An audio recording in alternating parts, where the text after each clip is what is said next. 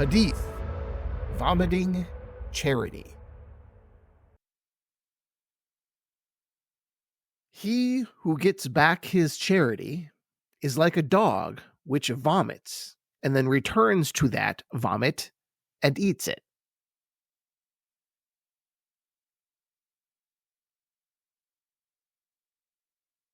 When I choose a hadith to go over, sometimes I choose it for its content because it says something very wise or profound or interesting, something that was so interesting it really, really stands out.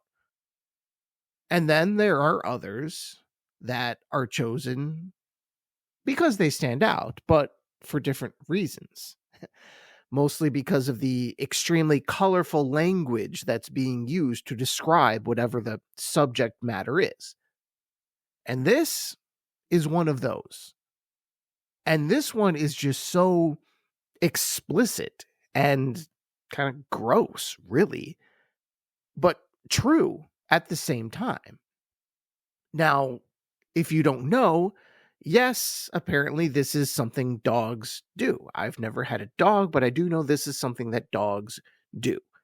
It's not one of their most endearing qualities. And I should point out that the Arabian and Islamic culture tends to have a much lower opinion of dogs than most of us do in the West. So keep that in mind.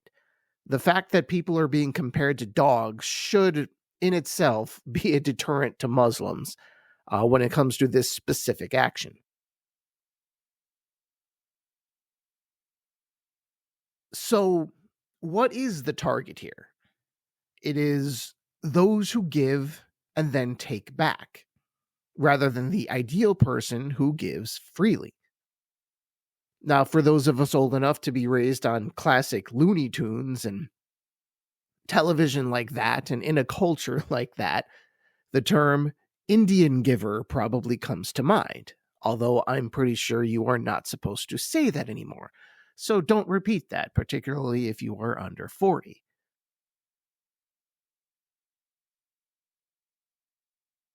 Similarly, I'm guessing most people under 40 don't even know what an anvil is and why it would be funny to drop it onto someone's head. But I kind of have to harken back to that ancient culture, really, because I'm just not sure there is another term for this. What you would call it?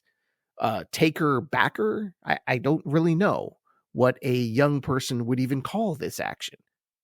But the idea is that when you give something, you give it. If you try to claw back an act of charity, it's like a dog who vomits and then eats it back up.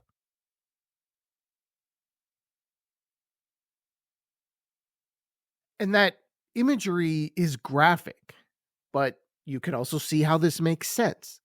The dog has vomited up the food. It is no longer his food because it no longer belongs in his stomach. In fact, his stomach has rejected it. Similarly, once you give something, it is gone. Trying to bring it back into your possession is like eating vomit. You don't try to recover things that are given.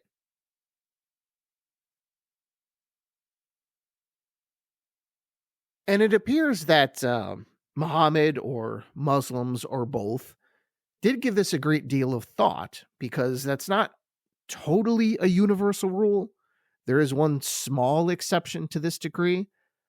And I want to point it out because it's not in this hadith, which does seem kind of absolute.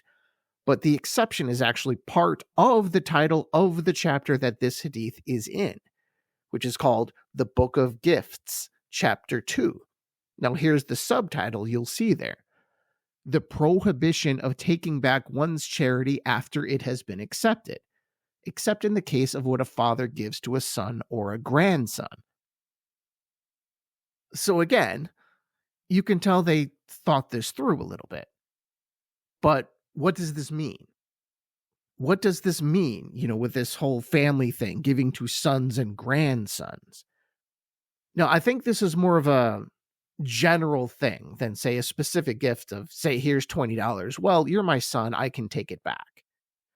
This is more of a general, A father can expect his son to act charitably to him no matter what.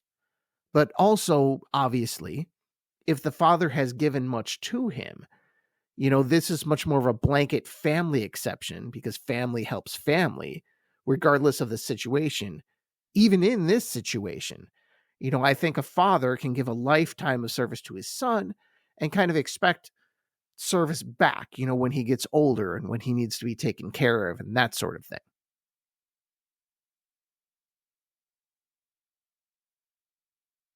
Now, that's the exception. But generally, aside from that, the lesson here is that once your money leaves you, it does not belong to you anymore.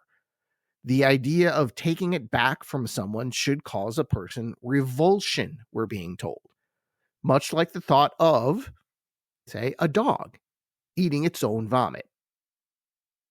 Thank you, and I'll talk to you next time. Inshallah.